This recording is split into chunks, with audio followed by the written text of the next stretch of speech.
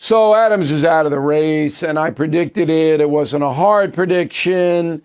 We all knew the mayor was running out of money. And as I wrote on BillO'Reilly.com in my message of the day, if you know Eric Adams, you know he's not going to pay his campaign bills. So once the donated money is gone, he's gone. Okay. Now, let's be fair to Eric Adams. He did, I would say, a C job when you're going F to A, C.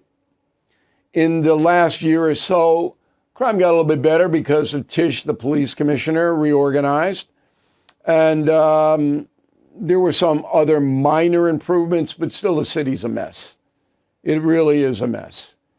And so New Yorkers wanted a change. Obviously. Now, the change that is on the sheet when you go to vote November 4th is Adams, now he's out, Curtis Sliwa, the Republican, former Governor Cuomo, who nobody likes, and Zohran, let me say his name correctly, please, Mamdani. A communist, okay? Now, he is a communist, and look, you can say I'm exaggerating or I'm doing stuff politically, but it's not true. If you study Mamdani, as I have, he's Fidel Castro light. What Castro did in Cuba in the late 1950s is what Mamdani is doing now.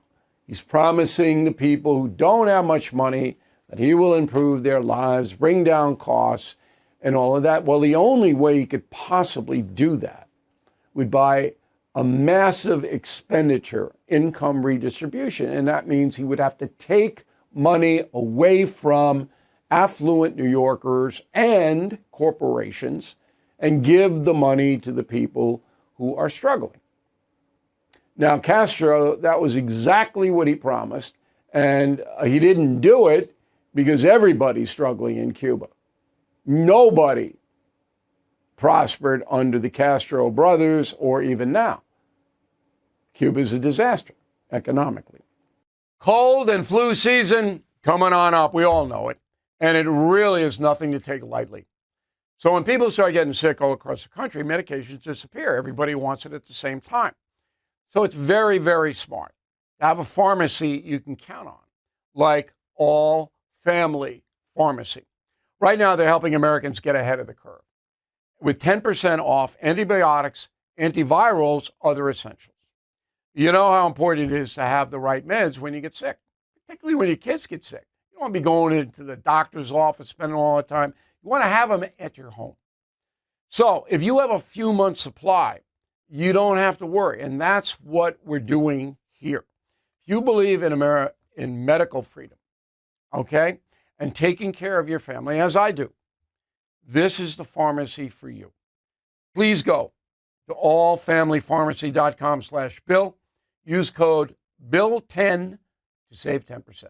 So Adams posted an X situation where he said this, roll it.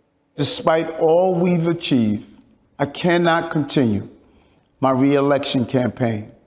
The constant media speculation about my future and the campaign finance board's decision to withhold millions of dollars have undermined my ability to raise the funds needed for a serious campaign. And the reason he didn't get the money is that he didn't poll high enough. He was polling below 10%. So here's what I said on September 4th. So I expect, and I predicted this, as you know, if you listen to this program, that Eric Adams will drop out and will endorse Cuomo, and that will happen, I'd say, next 2 weeks. I miss it by a week. But I knew. And again, it's not I'm a genius. It was obvious. Donald Trump weighed in and says that Mamdani is the best thing to happen to the Republican Party. And if he's elected, he's not going to get any federal money because he's a fake communist.